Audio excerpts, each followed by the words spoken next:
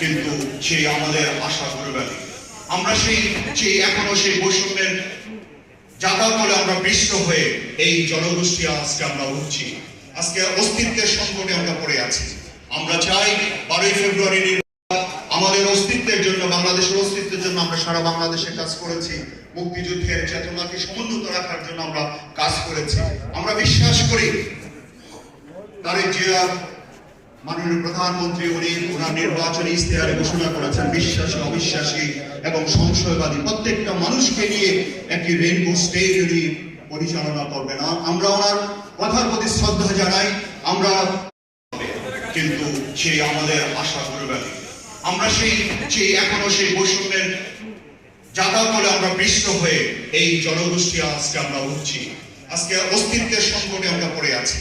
আমরা চাই 12ই ফেব্রুয়ারি আমাদের অস্তিত্বের জন্য, বাংলাদেশের অস্তিত্বের জন্য আমরা সারা বাংলাদেশে কাজ করেছি। মুক্তিযুদ্ধের চেতনাকে সমুন্নত রাখার জন্য আমরা কাজ করেছি। আমরা বিশ্বাস করি তারেক জিয়া মাননীয় প্রধানমন্ত্রী উনি ওনার নির্বাচনী ইশতেহারে ঘোষণা করেছেন বিশ্বাসী, অবিশ্বাসী এবং সংশয়বাদী প্রত্যেকটা মানুষকে নিয়ে একটি রেইনবো স্টেট উনি পরিচালনা করবেন। আমরা ওনার কথার প্রতি শ্রদ্ধা জানাই। আমরা